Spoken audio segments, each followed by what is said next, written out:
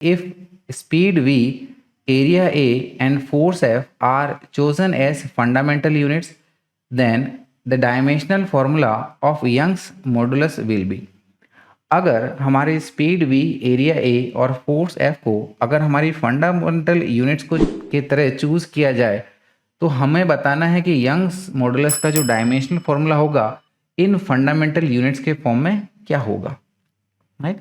यानी कि Young's modulus का जो डायमेंशनल फॉर्मूला है बेसिकली वो हमारा स्पीड v, एरिया a और फोर्स के ऊपर में डिपेंड कर रहा है, लेकिन इनकी पावर कितनी है वो नहीं पता। तो इनकी पावर लेटर से a, b और ये c कंसिडर कर लेते हैं। तो ये इक्वेशन हमारी डायमेंशनली करेक्ट है। तो इसीलिए लेफ्ट हैंड साइड में हमारा जो यंग्स मॉडुलस है उसका डायमेंशनल फॉर्मूला, ठीक है ना, सबसे पहले उसका फॉर्मूला बता देते हैं।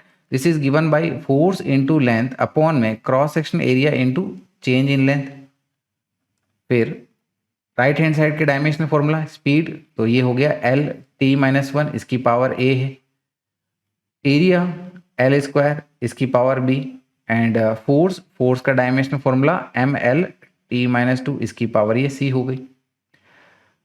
तो देखिएगा ये लेंथ और ये चेंज इन लेंथ एक दूसरे को डायमेंशनली कैंसिल आउट कर देंगे, यानी कि यहाँ पर फोर्स अपॉन में एरिया, इसका डायमेंशनल फॉर्मूला हमें यहाँ पर बताना होगा। तो फोर्स का dimensional formula M L T minus two और एरिया यानी कि ये हो गया हमारा एल स्क्वायर।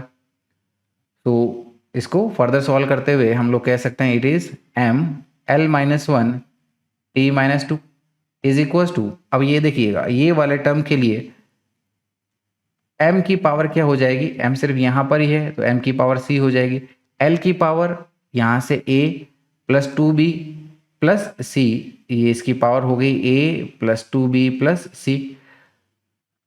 टाइम t के लिए, ठीक है, टाइम देखिएगा माइनस a और माइनस टू सी, ये इसकी पावर हो गई minus a minus two C, इस तरीके से। तो यहाँ पर, ठीक है ना, इस इक्वेशन में सिमिलर फिजिकल क्वांटिटीज की पावर को इक्वेट कर लेते हैं, ठीक है ना, यानी कि बाय डिफॉल्ट m की पावर कितनी है 1, so here we can say c is equal to 1। ये आ गया हमारे पास में c इज इक्वल टू 1, यानी कि यहाँ से तो सीधी सीधी हमारे पास में c की वैल्यू आ गई है जो कि क्या है 1। चलिए c की वैल्यू हमारे पास में आ गई है, तो अगली इक्वेशन को देखते हैं, ठीक है ना। l की पावर को इक्वेट कर लेते हैं, यानी कि a plus two B plus C is equal to minus one. a plus two B plus C is equal to minus one. और तीसरी इक्वेशन को भी इक्वेट कर लेते हैं। तीसरी इक्वेशन हमारी क्या है, minus A minus two C is equal to minus two, या फिर, ठीक है, दोनों साइड को अगर हम लोग माइनस वन से मल्टीप्लाई करते हैं तो ये बन जाएगी a plus two C is equal to to.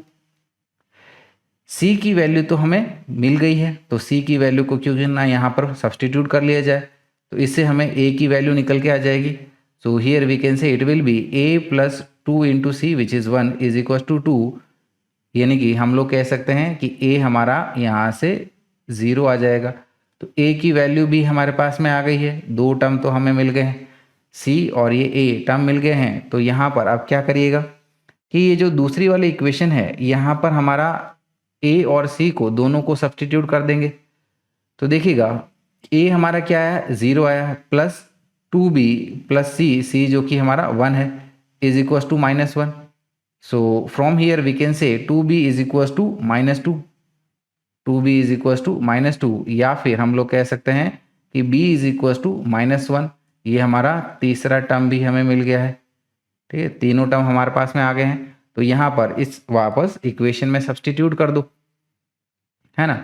तो ये हमारी इक्वेशन क्या बन जाएगी कि Young's modulus y is equal to v की पावर 0, a की पावर माइनस वन, f की पावर 1। सिंपली हमने a, b और c की वैल्यू यहाँ पर सब्सटीट्यूट करी है।